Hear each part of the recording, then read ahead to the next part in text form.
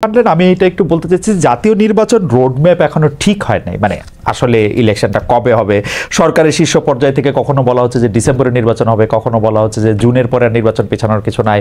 তা অনেকে বলতেছেন যে না, ওই বিচার না করে সেটা না করে সেটা না করে বিচার করা যাইতে পারবে না। তো ক্ষমতার মেয়াদ না জেনে আসলে একটা অর্থ বছরে বাজেট করা তো নিশ্চয়ই একটা চ্যালেঞ্জের। 6 মাস পর না নতুন 1 বছর পর সরকার আসতেছে, সেটা আপনি কোনটা মাথায় রেখে আপনি এটা করতেছেন? আচ্ছা, আমি বলি, এটা অনেকে জিজ্ঞেস করেছে। সেদিন অর্থনীতিবিদরা আসছিল পরশুদিন, রেহমান সোমান সহ সমস্ত সিনিয়র অর্থনীতি। দেবপ্রিয় আসে নাই, কারণ যাক রেহমান সোমান আসছে, অনেকে আসছে যারা। যাই হোক, সেখানে একই প্রশ্ন। তখন আমরা প্রথমত আমি বলি আমরা বাজেটটাকে রিভাইজ করি। রিভাইজ বাজেটটা এই কয়েকদিন আগে আমরা মন্ত্রণালয়কে বলেছে, দেশের রিভাইজ বাজেটটা আমরা খুব বেশি কিন্তু টিঙ্কারিং করি নাই। একটা বিষয় এসে করেছি যে বিষয় রাষ্ট্রসভার না, এডিপিটা যেগুলো প্রজেক্ট গুলো আপনার একদম যাচ্ছে, দেখো 10, 12, 15 বছর হয়েছে, প্রোগ্রেস 2%, 4%, 5%, সেগুলো আমরা বলছি এখন আর এগুলো আমরা রিভিজিট করবো, এগুলো করবো। সেটা প্ল্যানিং মিনিস্টার আমি বসে আমরা একাধিক বসে ঠিক করেছি। অর্থাৎ এডিপি সাইডটাকে আমরা প্র্যাগমেটিক করছি রিভাইজ বাজেটে। আর আমরা যেগুলো চলছে অনেক দূর চলে গেছে, ধরেন রূপপুর প্রজেক্ট প্রায় বহু টাকা ডিসবার্সেড, ওটা আমরা বলবো না বন্ধ করে দাও, ওটা আমাদের প্রয়োজন, তাই না? অর্থাৎ এইরকম কিন্তু কিছু কিছু আছে মনুমেন্ট প্রজেক্ট বলি আমি সাধারণত, মনুমেন্ট বিরাট বিরাট দেখবে লোকজন উপর থেকে তাকিয়ে থাকবে, কিন্তু কাজ হবে না। সেই প্রজেক্টগুলোর ব্যাপারে আমরা রিভিজিট করছি, এক্সটেনশনের ব্যাপারে হতে হবে না, কিন্তু এডিবি আমরা প্রজেক্ট রাখবো যেখানে লোকাল এমপ্লয়মেন্ট জেনারেশন হবে। বিরাট বিরাট ক্যাটারপিলার বড় বড় যন্ত্রপাতি এনে হাই ইসে করবেন, বাট লোকাল রিসোর্স ব্যবহার করবেন। অর্থাৎ এইগুলো করছে, অর্থাৎ রিভাইজ বাজেটটা এটা হলো। সামনের বাজেটটা চ্যালেঞ্জ যেটা আপনি বলেন, অলরেডি তো আমরা সেটা একটা রূপরেখা আমরা প্রেজেন্ট করেছি কয়েকদিন আগে স্টেট বাজারের কাছে। মেইনলি হলে আমাদের কতগুলো চ্যালেঞ্জ আছে এখন। একটা হলো মূল্যস্ফীতির ব্যাপারটা, তার মানে both supply side demand side. Monetary policy demand side করছে, but that is not enough supply সাইডটা। এটা দেখতে পাচ্ছেন, আমি ট্যাক্স কমিয়ে দিয়েছি এসেনশিয়াল প্রোডাক্টে, ইভেন বাইরের চা আছে আজকে 50,000 মন চাল, 20,000 মন মসুর ঢালানোর জন্য আমরা পারমিশন দিয়েছি। অর্থাৎ এইগুলো তো একটা চাপ পড়ছে আমাদের মধ্যে, অথবা এইটা আমাদের বাজেটে কিন্তু এই প্রভিশনটা রাখতে হবে। দ্বিতীয়ত হলো আমাদের আরেকটা ইস্যু হলো কর্মসংস্থান করা। কর্মসংস্থান করতে হলে তো আমার যেতে হবে, বিগ ইন্ডাস্ট্রিতে আছে, কিন্তু অন্য যারা বসে গেছে, যারা বিভিন্ন কারণে হয় না, যারা করাপশন না কিন্তু অন্য কারণে ম্যানেজমেন্ট প্রবলেম বা ডিস্টারবেন্স হয়েছে। অনেক সময় দেখা গেছে 15 বছরে যারা রাজনৈতিক ছিল তার প্রতিপক্ষের বড় বড় ইন্ডাস্ট্রিতে কাজ করতে ওরা দেয় নাই, বন্ধ করে দিয়েছে গ্যাস, বা লেবারের আনরেস্ট করতে বন্ধ হয়েছে। সেগুলো বাংলাদেশ ব্যাংকের চেষ্টা করছে ব্যাংকের মাধ্যমে। এইটা একটা থাকবে যে প্রাইভেট সেক্টরকে উজ্জীবিত করা, এটা একটা বড়। সেখানে সাথে কিন্তু আমাদের রিলেটেড হবে ট্যাক্স পলিসি। আমার একটা মানে আপনার কথা শোনা তো আসলে অনেক বেশি ইনফরমেশনও ইয়াও জানা যায়, মানে বিষয়গুলি বোঝাও যায়, কিন্তু আমি একটা সরল বিষয় আপনার একটু দৃষ্টি আকর্ষণ করতে চাই। আপনার কাছে কি মনে হয় একজন অর্থনীতিবিদ হিসেবে, এতদিন ধরে আপনি নানা পজিশনে আপনার বিশাল আপনি দায়িত্ব পালন করেছেন বাংলাদেশে, আপনার কাছে কি মনে হয় প্রফেসর ইউনূসের সরকারের মতো একটা সরকার থাকলে দেশের অর্থনীতির চালিকা শক্তি বা দেশের অর্থনীতির যে জোর সেইটা বাড়বে, নাকি একটা পলিটিক্যাল গভর্নমেন্ট আসলে সেটা একটু সহজ হবে? মানে আপনার হোয়াট ইজ ইউর টেক? যেমন আপনার সাথে যখন কথা বলতেছি তখন অনেকে বলতেছেন যে আমরা মনে করি যে প্রফেসর ইউনূসের সরকার অনেকদিন থাকা উচিত, অনেকে আবার মনে করতেছেন না, আসলে পলিটিক্যাল গভর্নমেন্ট না আসলে অর্থনীতিটার মধ্যে যেটা হচ্ছে জোর পাওয়া সেইটা পায় না। আপনি কি মনে করেন আসলে? হ্যাঁ, আমি এটা প্রায় আমাকে প্রশ্ন, আমি বলি পলিটিক্যাল গভর্নমেন্টের বিকল্প নেই, এটা আপনি জানেন, এটা তো ডেফিনেটলি আসতে হবে ইলেকশন। তবে পলিটিক্যাল গভর্নমেন্টের আমাদের যে এই গভর্নমেন্টটা যখন ইন্টারিম গভর্নমেন্ট, আমাদের হলো আমাদের যারা আছি, আমাদের কোনো রাজনৈতিক অভিলাষ নেই, আমাদের কোনো এজেন্ডা নেই, কিন্তু পলিটিক্যাল গভর্নমেন্টে আগের বার দেখছে প্রত্যেকে কিন্তু ব্যাংকের মালিক, ইন্ডাস্ট্রির মালিক, এমপি এবং বিভিন্ন জায়গায়। অর্থাৎ ওদের একটা নেক্সাস ছিল। সাধারণ মানুষ এটা কিন্তু ওরা অনেকে বলে অলিগার আদার, অনেকে কিন্তু কোনো চান্সই পায়, কিন্তু এইটাতে এটা নাই। অর্থাৎ একটা সুবিধা কি, আমরা ওইটাকে আস্তে আস্তে আমরা ভাঙতে চেষ্টা করছি, এটা ডেফিনেটলি আমরা করবো। তবে এখন কিছু কিছু জিনিস আছে আমার মতে, আমি যেটা সবসময় বলি, আমার কিছু কিছু জিনিস ইমিডিয়েটলি আমরা করব, এবং সবগুলো জিনিস হয়তো আমরা ডিসেম্বর শুরু করে দিয়ে যাব, কিন্তু আমরা ছাপ রেখে যাব, ফুটপ্রিন্ট। এবং এটা কালকে ওদিন ইকোনমিস্টরা বলেছে, তোমরা একটা ফুটপ্রিন্ট রেখে যাও, তোমরা সব ইমপ্লিমেন্ট করতে পারবে না। এবং সেটা সিলেক্টিভ জিনিস দেখছি, বড় বড় এই যে ধরেন ব্যাংকিং আইন সংস্কার বা আরো বিরাট এগুলো করা অনেক সময়ের ব্যাপার, এগুলো অতএব পলিটিক্যাল গভর্নমেন্ট সেটা করতে পারে। তবে পলিটিক্যাল গভর্নমেন্ট এসে যদি আমাদের যদি পজিটিভ কাজগুলো যদি ওরা না ক্যারি আউট করে বা নিয়ে সামনে না যায়, তবে কিন্তু আরেকটা ডিজাস্টার হবে। কারণ পলিটিক্যাল গভর্নমেন্ট অনেক রকম থাকবে।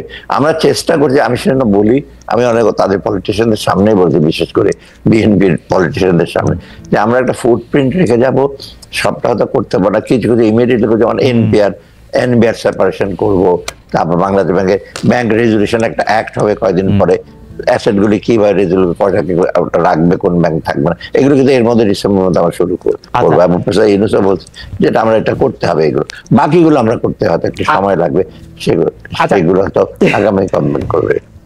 ধরেন স্যার, আপনার সঙ্গে আমার একটা পরিচয় আছে, এই পরিচয়টা যদি আওয়ামী লীগের অর্থমন্ত্রীর সময় আমার সঙ্গে থাকতো এবং আমি যদি একটা দুষ্ট লোক হইতাম, তাহলে আমি হয়তো ব্যাংকের থেকে টাকা নিতাম এবং সেটা আমার ফেরত না দিলেও হইতো, বা আমি আরেকটা প্রজেক্ট নিতাম, যে প্রজেক্টটা আমার কাছে যাইতো সেটা হইতো।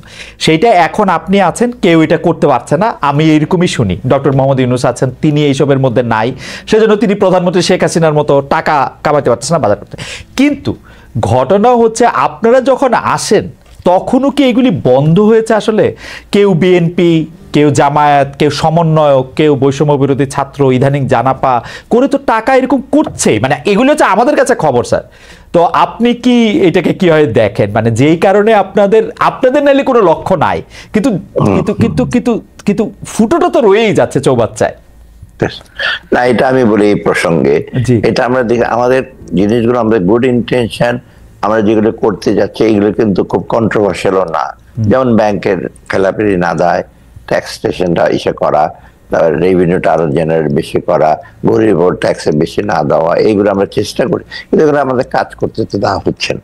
মানে বাধা, আপনি একটা বাধা হলো, আপনি একটা এক্সটার্নাল তো বাধা আছেই, নানা রকম আমাদের সম্বন্ধে নানা রকম প্রচার, এবং দেশের ভেতরে একটা কিছু করতে গেলে with due respect to the press, তারা ঝাঁপিয়ে পড়ে পজিটিভ দিকটা না দেখে নেগেটিভ, ওটা নেগেটিভ এটা করছে। অথবা এটা যেমন আমি এনবিআর সংস্কার করবো, দুইটা ভাগ করবো পলিসি, কারণ এনবিআর ভিতরে নানা রকম কারাপশন আছে। যে পলিসি করে সে আবার জাজমেন্ট দেয় যে না, আমি তুমি এত টাকা না দিলে তো আন্ডার টেবিল করে। এটাতে আবার অনেক লেখালেখি হচ্ছে, এই দুই ভাগ করে কি লাভ হবে। আমি দিন পড়লাম, ওরা যে সময় আর্গুমেন্ট দিয়েছে, অতীতে অনেক হয়েছে এরকম ভাগ করেছে, তার মানে ওদের দেয়ার অ্যাডভোকেটিং যেগুলি যেন না করি, তা আমিও যে নাথিং ডুইং, ওই যাই লেখকরা, কেউ সাংবাদিক কি লিখেছে, মানে ওয়েল ইনফর্ম না, পুরোনো একটা কাগজে ঘোরাঘুরি করছে। অতএব এই জিনিসটা যেটা বলি আমি, যে ওরা তো থেমে যায় নাই, এবং যারা করাপশন করার ভেতরে এখনো করছে। এবং এখানে একটা প্রবলেম, ওরা সিস্টেমটা কিন্তু নষ্ট হয়ে গেছে। ট্রান্সপারেন্সি, অ্যাকাউন্টেবিলিটি না থাকে তো হয়েছে কি, যারা করছে তারা তো এখনো আছে, আমরা তো সবকে বদলাতে পারি না। কিন্তু স্যার, আমার প্রশ্ন হচ্ছে নতুনরা আসছে কিনা। মানে ইসপের একটা গল্প ছিল না, যে আমি ওই পারে গেলে ওই পুরনো যোগগুলি আমি পা থেকে সরাবো না, কারণ নতুনগুলি আসলে আবার নতুন করে খাইতে শুরু করবে। এখন নতুনরা আসছে কিনা, বিএনপি, জামাত, সমন্বয়ক, ছাত্র? হ্যাঁ, তাদের ইনফ্লুয়েন্স এখন আছেই, সেটা বেশি বিস্তারিত না করবো। তারা বলছে ওখানে গেলে ভালো হয়, এই ব্যবসাটা এইবার, এবং তারা কিন্তু কিছু কিছু জিনিস অ্যাডভোকেট করছে, যেটা আমি বলবো যে দেশের স্বার্থে পড়ছে কতটুকু জানি না, যার যার নিজের পরিচিত। আমি যেটা বললাম যে আপনি বললেন তার সাথে এই পরিচয়, তখন এসে বলেছে এটা করে, তখন আমি বুঝতে পারি হঠাৎ করে উনি কেন এই সমস্ত কথাবার্তা বলছেন। তারপরে এগুলি স্যার শুনে, মানে এগুলি শুনতে হয়, মানে এগুলি আপনারা কি করেন? আমি শুনি, আমি মোটামুটি আমি অ্যাক্সেসিবল। আমাকে অনেকে বলে স্যার এর আগে ফাইন্যান্স মিনিস্টারের কাছে আসতো, আসাটা ইম্পসিবল ছিল, আসতেই পারতো না।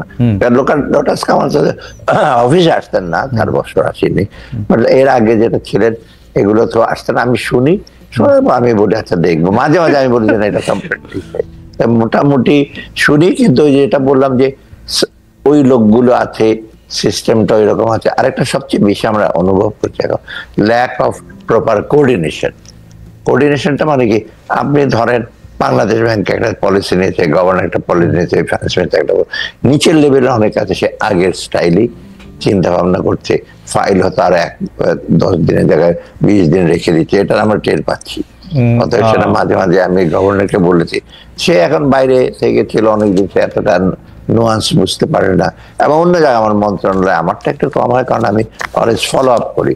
অন্য জায়গায় অনেক ফাইল, আজকেও আমি একটা পারচেস কমিটির মিটিং, আমি তো চেয়ারম্যান ওটার কতগুলো প্রজেক্ট, আমি কাছে একটা ভালো একটা তথ্য দিল যে কতদিন লেগেছে এই সমস্ত প্রসেস করতে, টেন্ডার ডকুমেন্ট সাবমিট করতে, টেন্ডার সে করতে বাধা দেওয়া আছে যে 28 দিনে করবে, টেন্ডার ডকুমেন্ট আনতে সেটা রাখছে 2 মাস, টেন্ডার অ্যাপ্রাইজ করতে রাখছে 1 বছর, সেটা 30 দিনে করার কথা। তারপর এটা মন্ত্রণালয়ে গেছে, মন্ত্রণালয় থেকে সেটা আসবে পারচেস কমিটিতে, সেখানে যেখানে 6-7 দিন লাগার কথা সেখানে লাগছে 2 মাস। তাই একটা আমি বললাম যে এটা কি, কয়েকটা মন্ত্রণালয় মধ্যে এটা তো আপনার দীর্ঘসূত্রিতা। আগে এখন আমি বলেছি এইগুলো করলে কিন্তু আমি কোনো প্রজেক্ট আমি কোনো পারচেস কমিটিতে পাস করবো না। অর্থাৎ এগুলো তো চলছে এখনো একই। স্যার এইটাই সবচেয়ে বেশি হতাশার। অনেকে আমাকে বলে যে, বা আমাদের বলে যে আমরা কি এই সরকারের প্রতি একেবারেই ক্রিটিক্যাল না, অনেকে আবার বলে আমরা অনেক বেশি ক্রিটিক্যাল। কিন্তু আমরা মাঝে মাঝে হতাশ লাগে যে আপনারা এতগুলি ভালো লোক একসাথে, তারপরে ওই জিনিসগুলি চলতেছে, এইটা আপনাদের কাছে কেমন লাগে? মানে এটা আপনাদের কাছে একটা পানিশমেন্ট লাগে কিনা? না না, এটা তো আমাদের অনেক অ্যাডভাইজারে তো চায় না। সাথে এডুকেশন ছেড়েই দিলেন। আমি মাঝে মাঝে বলি যে কি আর এগুলো, মানে অনেক সময় মনে হয় কি কাজ করে যদি কিছু কোঅপারেশন পান এবং ফলটা যদি পান তো একটা মনে হয় আর একটু করি।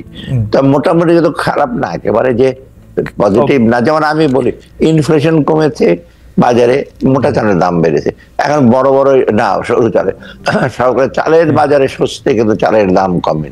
আমি ফুড অ্যাডভাইজারকে বললাম স্যার একটা মিনিকেটের দাম বাড়ছে, মনে হচ্ছে বাজার ধ্বংস হয়ে গেছে। তো এইরকম নেগেটিভ যদি আপনি ভাইব দেন তো এটা তো খারাপ লাগে। উনি বলে স্যার আমি এখন আমার কাছে 9 লক্ষ টন রিজার্ভে আছে, আপনি টাকা দাও, আমি নিয়ে আসছি। তারপরে একটা মিনিকেটটা মার্কেট প্রবলেম, কারণ মিনিকেটটা ওই 4-5 রকম চাল কেটে কেটে তারপর মিনিকেট করে ফাইন রাইজার, এটা বেড়েছে সবগুলো তখন আর বাজারে। আমি শুনে জানি বলি ভাই বাজেট আপনি 1000 টাকা নিয়ে যান, একটা দাম বাড়বে একটা দাম কমছে, আপনার 1000 টাকা করে টান পড়েছে কি বলে না, তবে তো বলে এটা তো খারাপ কি, তখন চুপ করে থাকে।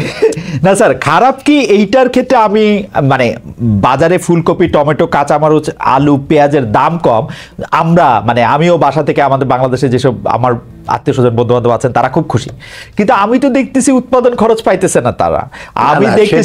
আমি দেখতেছি যে কৃষকরা উৎপাদন খরচ পাইতেছে না। তারপর আবার আরেকটা খবর স্যার, এটা আপনার চোখে পড়ছে কিনা, যে অনেকে বলতেছে যে আপনি ইয়ার ব্যয় বেড়ে যেতে, কোল্ড স্টোরেজের ব্যয় বাইরে যাওয়াতে সবাই এটা এখন বাজারে দিয়ে দিচ্ছে, তাদের সংরক্ষণে ব্যয় বেড়ে যেতে। স্যার আপনি এটা কি হয়? না এটা আমি তো লক্ষ্য করেছি, এটা এসের কাজ এগ্রিকালচার মিনিস্ট্রি। আমি কালকেও বলেছি যে কোল্ড স্টোরেজ যেটা আলুটা হয়েছে, কিন্তু এখন যদি আলুটা যদি স্টোর করার জন্য যথেষ্ট সুযোগ না, আগামীতে আলু করবে না, তখন আবার বিপদে পড়বো আমরা, তাই না?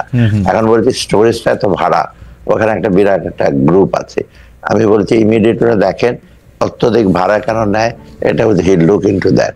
এখন হয়তো এত নিটিগ্রিটি ভেতরে আপনার ট্রেডাররা এত বেশি চালাক, মানে হয়তো বা আমাদের চেয়ে বেশি চালাক। আপনার এইগুলি নিয়ে আমি একটা উদাহরণ দিই আপনাকে, এই যে সয়াবিনটা আপনারা কেন, সয়াবিন তো বাজারে যে ছিল দেশে যে আমি বসে হিসাবে করেছে, সয়াবিন প্রচুর আছে, কি করেছে ওরা? আর ইম্পোর্ট তো আমি বহু অ্যালাউ করেছি, ট্যাক্স কমিয়ে দিয়েছি, ফিডার ভেসেলগুলোতে সয়াবিনটা রেখে, এবং they use it as storage of soybean.